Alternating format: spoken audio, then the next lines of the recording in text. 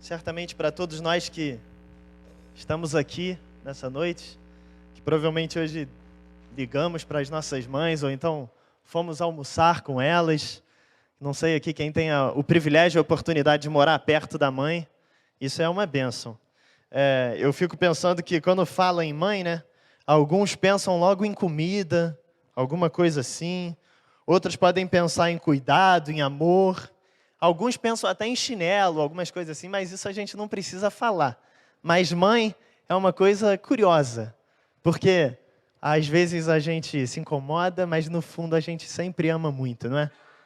Quando eu era adolescente, um pouco mais jovem, eu falava assim: poxa mãe, você é tão chata. Mas eu não sabia o quão amor que ela estava despejando sobre a minha vida por ser chata. Graças a Deus, a minha mãe foi chata durante a minha adolescência. Hoje ela não é mais chata, hoje eu vejo que ela é preciosa demais na minha vida e graças a Deus por isso. Nessa oportunidade que eu venho aqui pregar, então, o pastor Wellington ele pediu que eu estivesse aqui porque ele, voltando de São Paulo, ele não conseguiu chegar a tempo, ele pegou muito trânsito, pegou muita chuva, ficou preso na Serra das Araras por muito tempo. Então eu estou aqui trazendo a palavra do Senhor nesse momento com um tema de mães. E é fácil falar de mãe, é muito fácil. Mas eu lembro que durante a faculdade, a gente, estudando na verdade sobre o culto e sobre como que o culto deveria acontecer, na época do Dia dos Pais, então, uma aluna da minha sala tinha perdido o pai há pouco tempo. E ela estava muito incomodada que na igreja dela, todo mundo estava ganhando presente, os pais ganhando presente, mas ela não tinha um pai para orar e para abraçar naquele momento. Então, no Dia das Mães, é um dia muito precioso, é um dia muito importante, mas eu também reconheço que pode ter alguém aqui nessa noite que sente falta da mãe por alguma razão. E eu queria nesse momento orar então, por essa pessoa, por você que talvez sinta falta da sua mãe. Oremos. Senhor Deus, obrigado porque nós temos a oportunidade de estar aqui na sua casa hoje, louvando o teu nome, buscando o teu nome, o teu evangelho, e te agradecendo pela oportunidade que temos, da família que temos. Obrigado, Pai, porque nós um dia tivemos uma mãe que nos cuidou, uma mãe que nos criou, e que se algum coração aqui nessa noite está machucado por falta, por medo, por saudade da mãe, que nesse momento o Senhor possa derramar conforto sobre esse coração e sobre essa mente. Em nome de Jesus. Amém. Amém, meus irmãos. É pensando nesse amor de mãe que essa mensagem surge. Porque mãe é aquela que come a parte do bolo que está queimado, que come na verdade, que deixa a última bala ou deixa o último pedacinho do doce para o filho. Mãe é aquela que abre mão da melhor parte para dar para o outro. E vendo então as mães e os exemplos de mães que nós temos, eu então encontrei esse texto em 2 Reis, capítulo 4, onde leremos do versículo 1 até o versículo 7. 2 Reis, capítulo 4, do versículo 1 até o versículo 7, onde encontraremos a história de uma mãe que vive piedosamente mesmo em tempos de crise. Uma mãe que vive piedosamente mesmo em tempos de crise. Esse não é um sermão só para mães, obviamente, mas é um sermão onde nós podemos olhar para uma mãe específica e aprender como nós também podemos viver piedosamente em tempos de crise. 2 Reis, capítulo 4, a partir do versículo 1, diz assim, então, a palavra de Deus. Certo dia, a mulher de um dos discípulos dos profetas foi falar a Eliseu. Teu servo, meu marido, morreu, e tu sabes que ele temia o Senhor. Mas agora veio um credor que está querendo levar meus 2 filhos como escravos. Eliseu perguntou-lhe, como posso ajudá-la? Diga-me, o que você tem em casa? E ela respondeu, tua serva não tem nada além de uma vasilha de azeite. Então disse Eliseu, vá pedir emprestadas vasilhas a todos os vizinhos, mas peça muitas. Depois, entre em casa com seus filhos, feche a porta, derrame aquele azeite em cada vasilha e vá separando as que você for enchendo. Depois disso, ela foi embora. Fechou-se em casa com seus filhos e começou a encher as vasilhas que eles lhe traziam. Quando todas as vasilhas estavam cheias, ela disse a um dos filhos: "Traga-me mais uma." Mas ele respondeu: "Já acabaram." Então o azeite parou de correr. Ela foi e contou tudo ao homem de Deus, que lhe disse: "Vá, venda o azeite e pague as suas dívidas. E você e seus filhos ainda poderão viver do que sobrar." Senhor Deus, obrigado por esse momento que nós lemos a Tua palavra. Que o Senhor possa tocar aos nossos corações nesse momento, falar com a nossa mente, porque nós entendemos que quando nós abrimos a Tua palavra e nós lemos ela, é a Tua boca falando para o nosso coração e para a nossa mente. Me use como instrumento nesse momento, Pai, em nome de Jesus. Amém. Amém. Meus irmãos, essa é uma história que talvez você já tenha escutado na IBD. Você talvez, inclusive, já tenha escutado vários sermões sobre essa história. A famosa história do milagre da multiplicação do azeite. Mas esse é o momento que eu queria olhar, então, para a ação dessa mãe. O que ela fez, como ela fez e o que ela pode ensinar para a gente num momento como esse em que nós estamos vivendo. O contexto histórico e bíblico dessa história é que o reino já estava dividido entre norte e sul. Era um tempo de idolatria, corrupção e desigualdade social em todo aquele lugar. E por isso aquela mulher poderia perder seus 2 filhos sendo vendidos como escravo. O tempo era de profunda desigualdade social. Eliseu era o profeta sucessor de Elias, o porta-voz de Deus próximo ao povo. A mulher era viúva de um dos discípulos desse chamado Elias e depois Eliseu. E esse homem que morreu, ex-esposo dessa mulher, era um servo fiel, mas sem recursos. As leis permitiam, naquele tempo, que aquela mulher perdesse seus filhos para quitar a dívida. E nós podemos ver isso lá em Levítico, capítulo 25, versículo 39, que essa era uma prática comum, onde, se por um acaso você estivesse devendo e não tivesse recursos financeiros ou materiais para pagar a sua dívida, você ia ter que pagar com sua vida ou com a vida daqueles que estavam sobre as suas asas. Mas a gente percebe que mesmo nesse tempo de dor e de sofrimento, esta mulher era piedosa. Essa mulher sofre, o que mostra que a fé não nos isenta da dor. Uma mulher serva de Deus, uma mulher que servia a Deus, que procurava o profeta, mas mesmo assim sofria com as coisas da vida. E às vezes eu e você estamos dentro da igreja, buscamos ao Senhor, mas eu preciso de lhe dizer, não é por causa disso que você nunca irá sofrer na sua vida. O que aprendemos então com essa mãe sobre como viver piedosamente em tempos de crise? Vamos olhar para alguma atitude dessa mulher e vamos ver juntos o que essa mulher fez que pode nos ensinar. No versículo 1, eu lerei de novo. Certo dia, a mulher de um dos discípulos dos profetas foi falar a Eliseu. E olha o que ela disse. Teu servo, meu marido, morreu, e tu sabes que ele temia ao Senhor. Mas agora veio um credor que está querendo levar meus 2 filhos como escravo. A partir desse primeiro versículo, eu consigo perceber que essa mulher se preocupa com os filhos dela. E por ela se preocupar com os filhos dela, eu chego à conclusão que o amor protege. Porque se ela não se preocupasse, ela não ia correr atrás de nada, ela simplesmente entregaria os filhos. Mas aqui nós vemos claramente que o amor protege. A viúva corre diretamente ao profeta por amar e por querer proteger os seus filhos. Seu primeiro impulso é proteger a quem ama. A gente vê isso no reino animal, né, na natureza, os filmes, a gente vê aqueles documentários lá, não é isso? A galinha não pensa, mas se você vai tentar pegar um pintinho, se prepare, porque ela vai correr para cima de você. E assim é a natureza, a mãe ela tem esse instinto de proteção. E sabe o que eu percebo, meus irmãos? Que a dor do outro não passa desapercebida por uma mãe.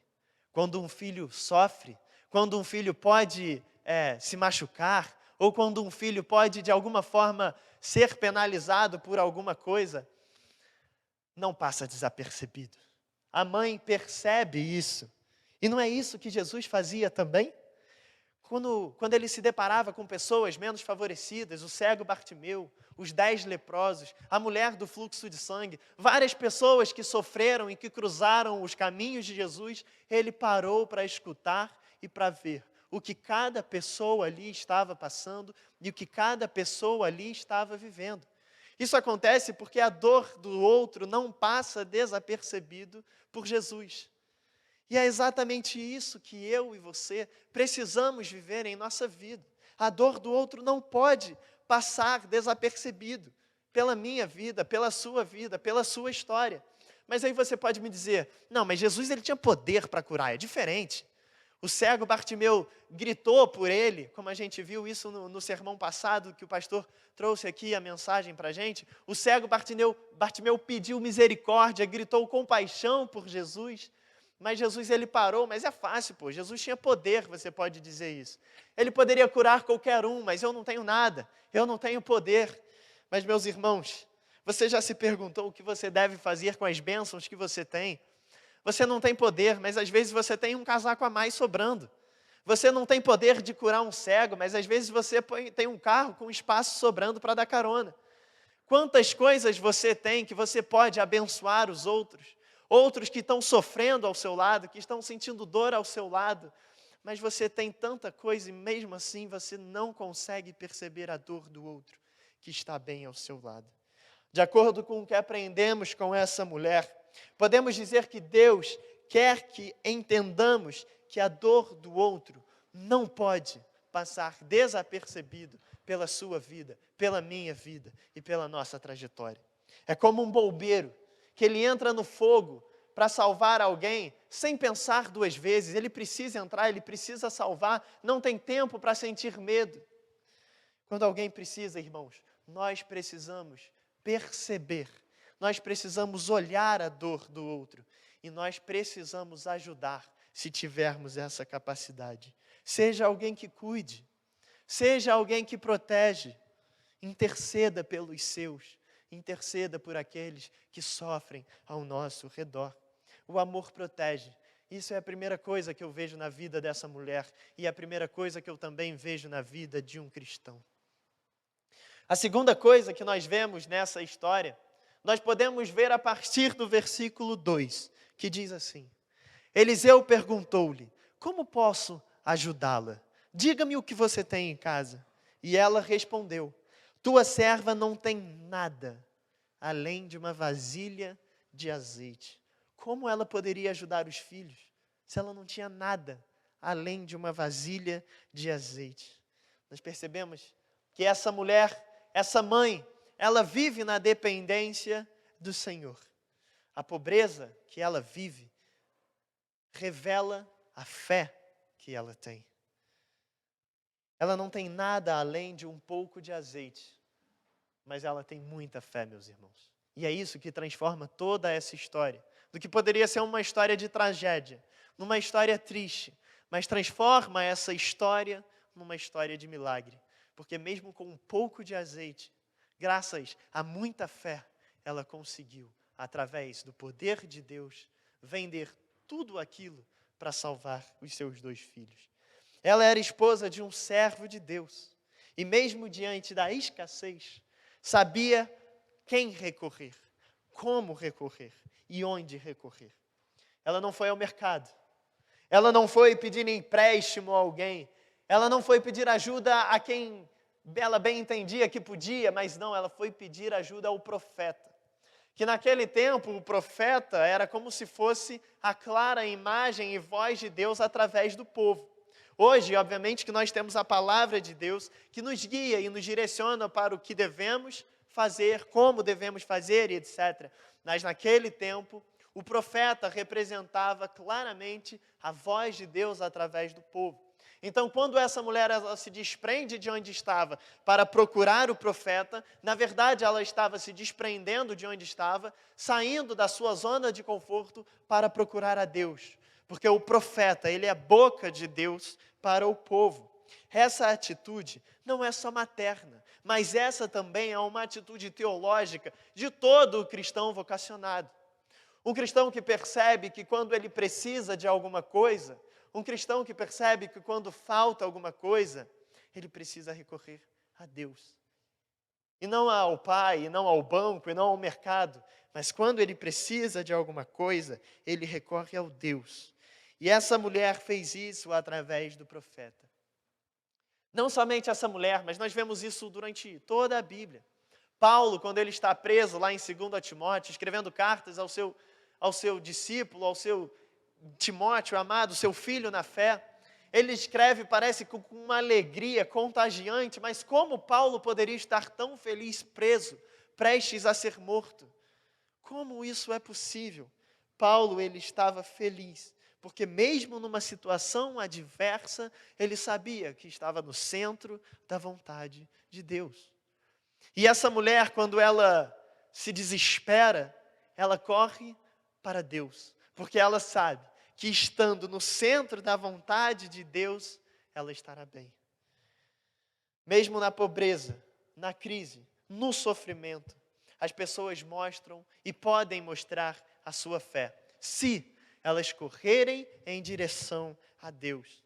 Quantas pessoas e histórias escutamos aqui dentro dessa igreja e em tantos outros lugares, de senhores, senhoras, mulheres, homens de oração, que não sustentaram só o início de um ministério, de uma igreja, mas também sustentaram a casa, a família, através do poder da oração, através de Deus, onde a conta no final do mês não ia fechar, mas por ser fiel ao dízimo, por ser fiel a Deus e por buscar a Deus 100% do tempo, as coisas surgiam e a vida foi indo, a vida foi fluindo. Quantas histórias nós já escutamos de pessoas que correram para Deus e não foram frustradas. Eu nunca escutei, meus irmãos, alguém que ficou na mão quando se colocou no centro da vontade de Deus.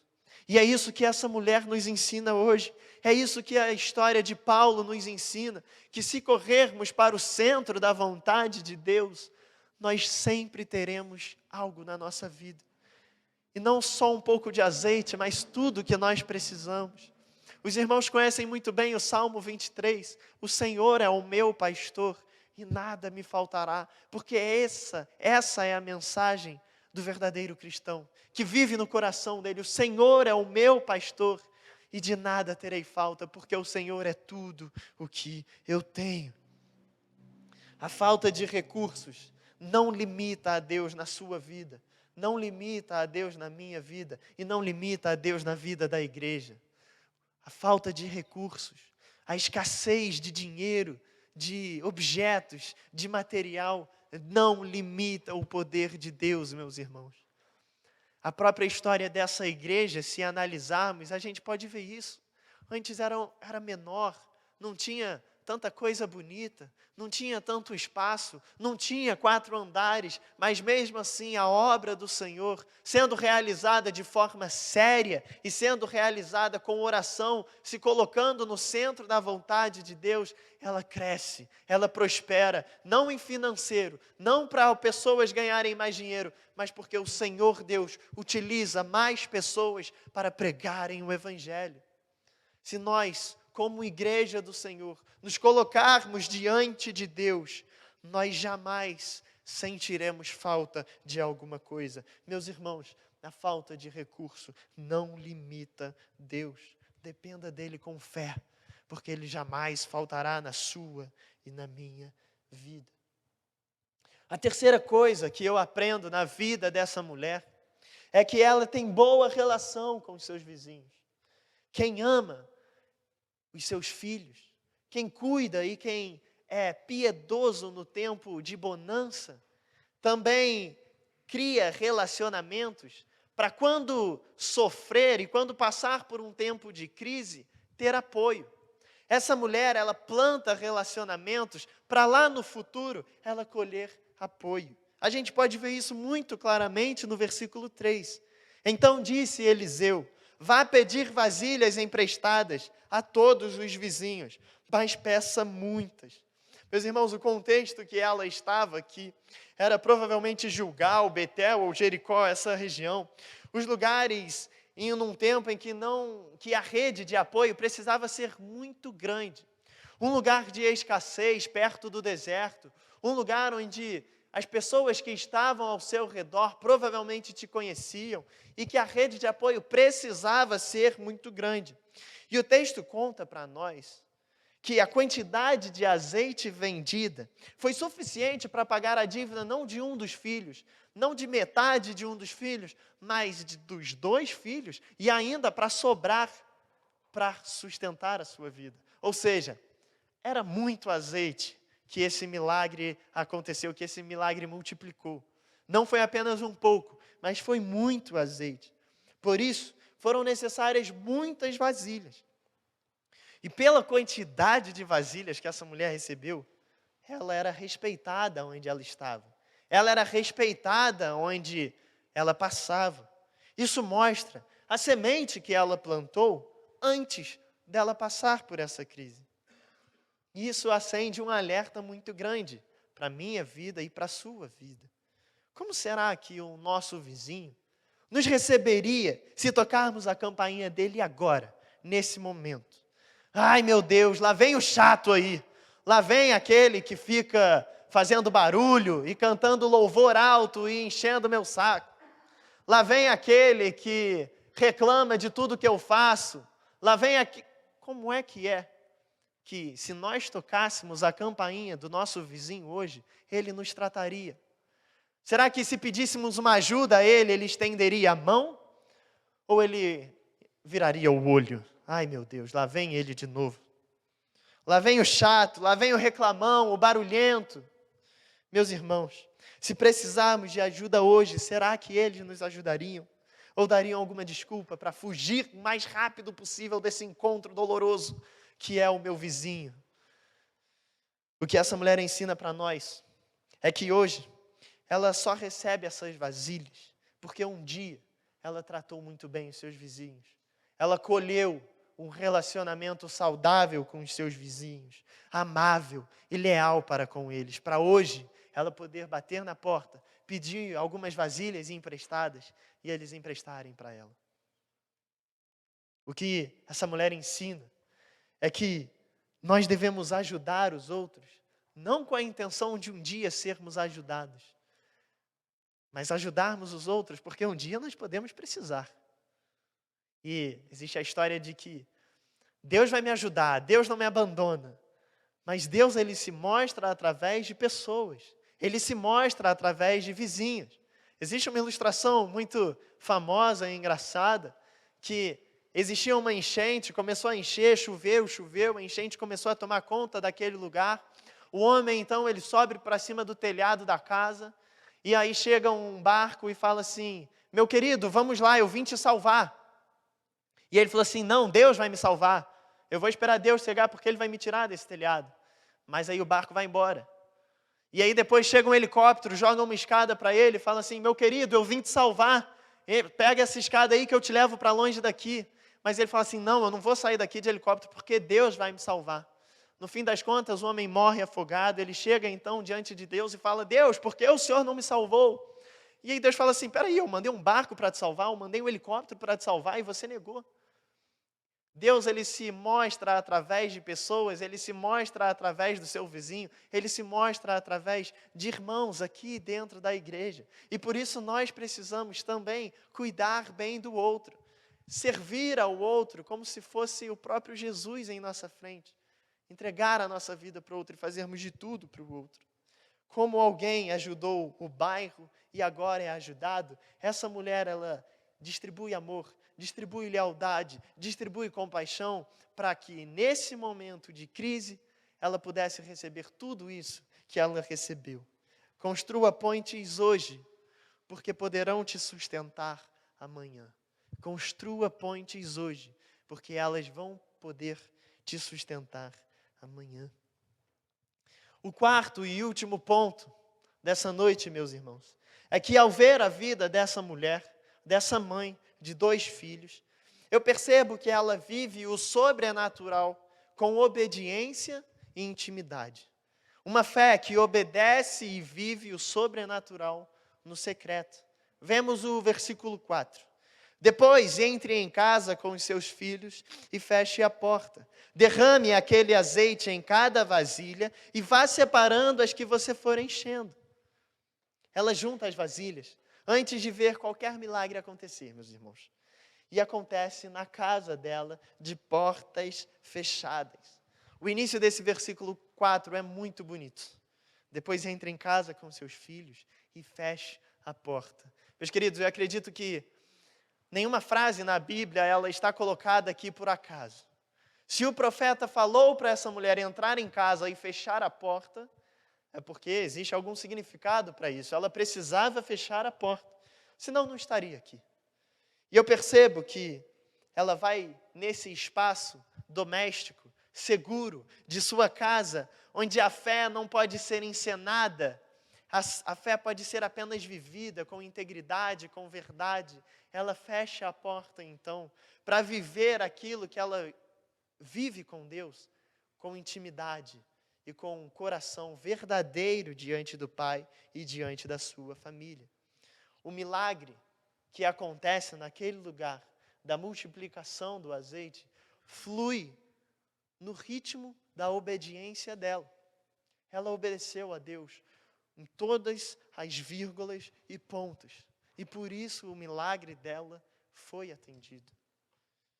Esse detalhe de que o azeite só para de correr quando as vasilhas acabam, mostram para a gente que o fator limitante desse milagre não é o Senhor.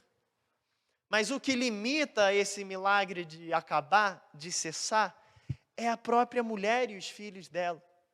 Porque o texto fala para a gente que ela com um pequeno jarro de azeite, ela foi enchendo todos os outros jarros, até que acabaram os jarros.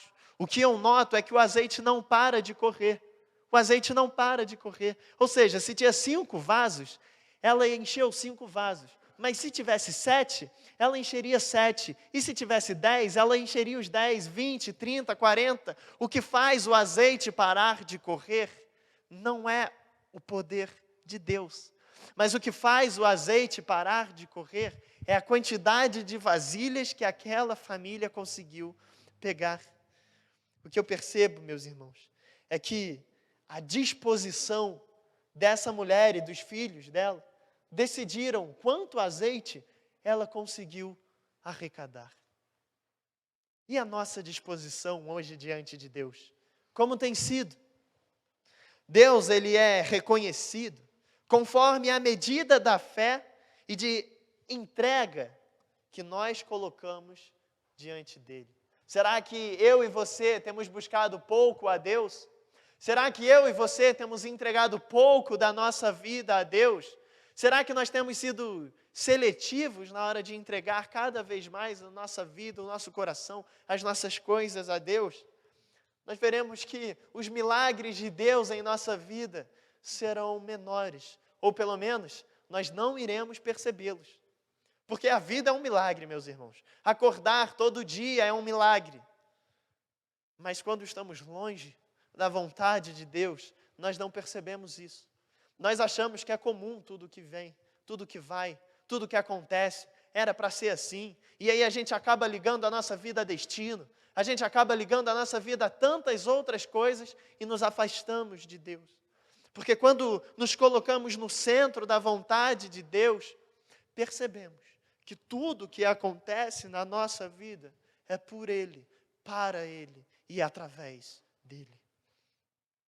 É como preparar a mesa do jantar sem começar a fazer a comida, com a fé que um dia a comida vai chegar.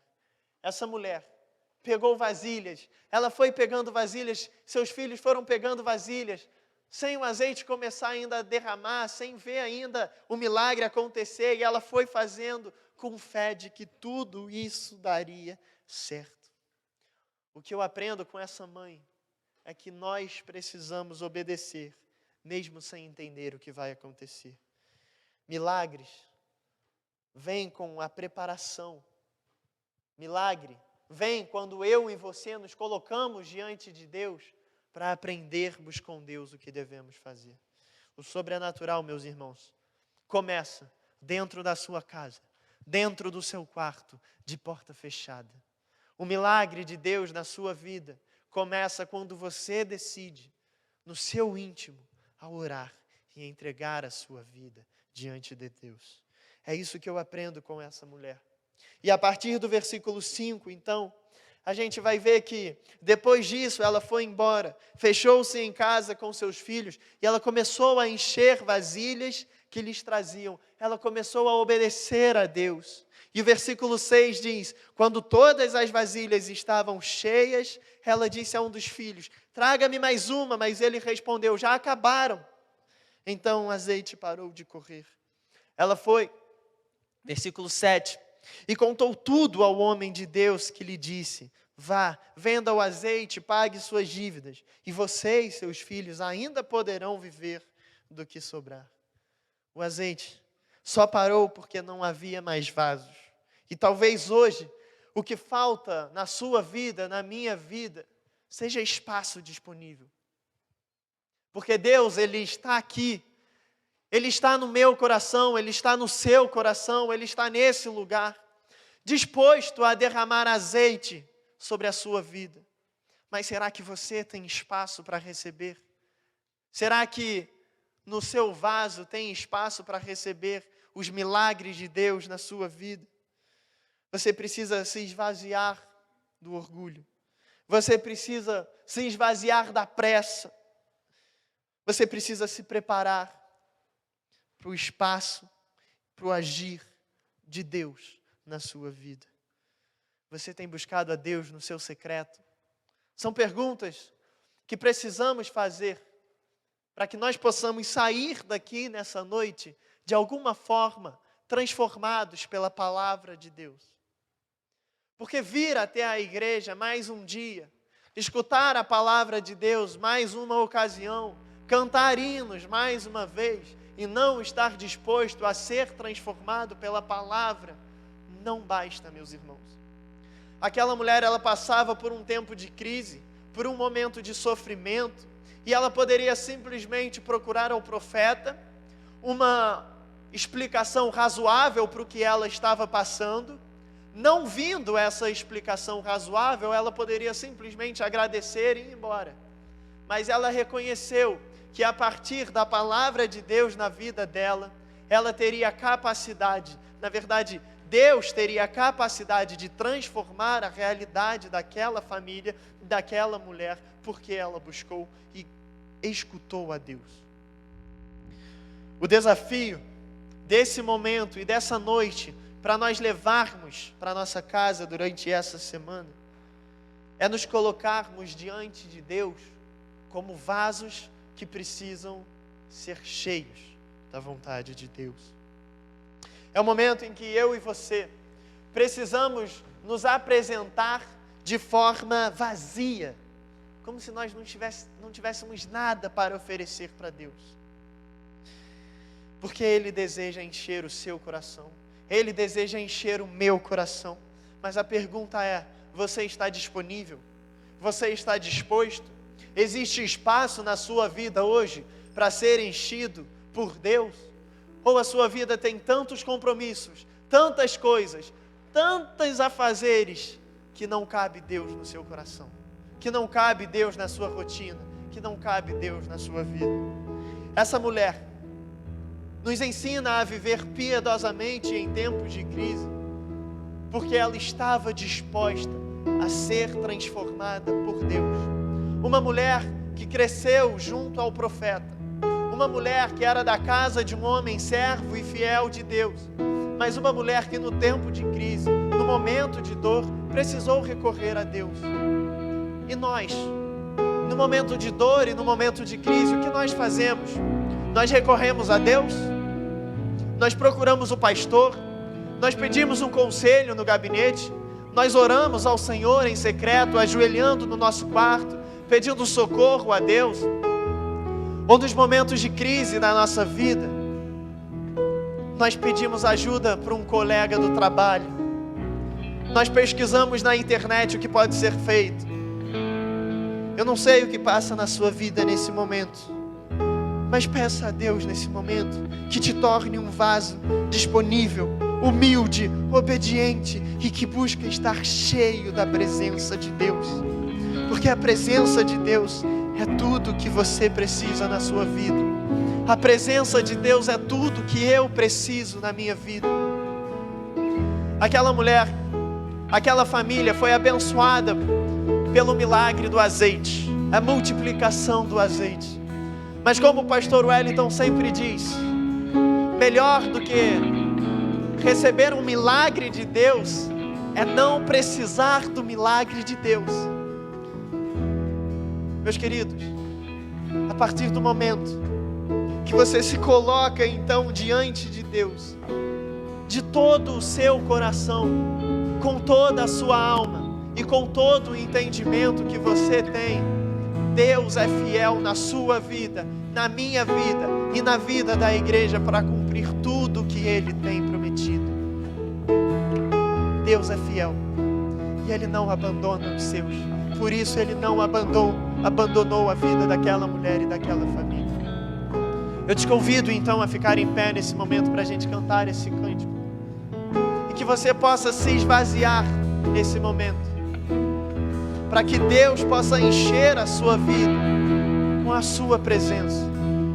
Nós não estamos buscando multiplicação de dinheiro, nós não estamos buscando multiplicação de saúde, nós não estamos buscando multiplicação de nada. Nós estamos buscando ser vasos disponíveis, vazios, para que Deus possa encher a nossa vida e o nosso coração com o seu azeite, com a sua presença. Vamos cantar.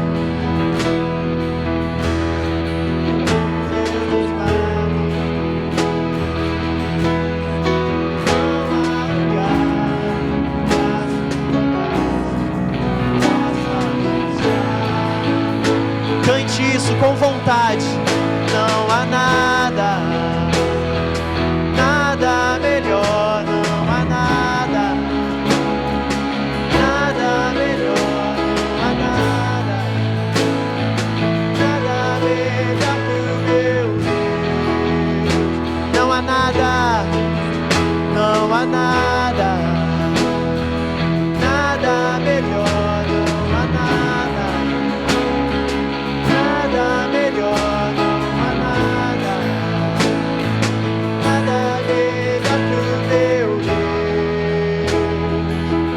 Irmãos,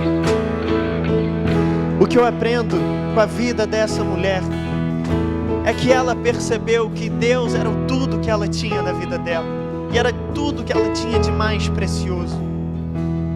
O que eu aprendo com essa mãe, então, é algo que eu gostaria de fazer um convite para você nessa noite, que é da mesma forma que ela entendeu que ela precisava da presença de Deus, talvez você também precise da presença de Deus na sua vida, mais do que antes, mais do que estava, porque não há nada melhor do que o nosso Deus. Abaixe a sua cabeça, feche seus olhos.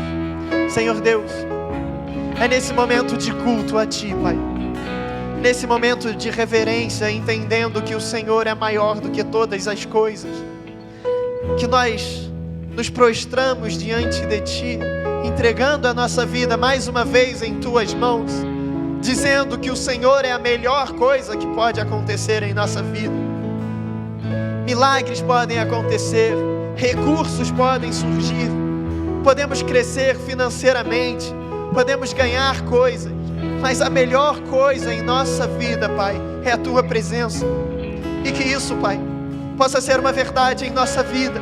Se ontem a gente não pensava assim, se antes a nossa vida não estava cheia da Tua presença, que a partir deste momento nós possamos nos esvaziar de tudo que nos enche, para sermos completos por Ti. Enche-nos, Pai, com o Teu poder, com o Teu amor, com a Tua misericórdia. Da mesma forma que essa mãe se encheu do Teu poder, nós queremos ser enchidos por Tua graça. Nos leve para casa, cheios do Teu amor, da Tua presença, para que nós possamos enfrentar essa vida, enfrentar este mundo, não com a nossa força, mas com a Tua presença, que é a melhor coisa em nossa vida, Pai. Obrigado pelas mães que nos ensinam isso, que nos ensinam a viver piedosamente em tempos de crise. Obrigado, Pai, porque são exemplos em nossa vida, assim como Jesus foi, cheios da Tua presença. Assim nós também queremos estar cheios da Tua presença, ó Pai. Nos leve para casa em segurança, cheios da Tua presença, em nome de Jesus. A nossa única esperança de uma vida melhor, a nossa única esperança de uma vida completa, é no nome de Jesus que eu faço essa oração. Amém e amém. Dê um abraço quem está do seu lado e termine de cantar essa música.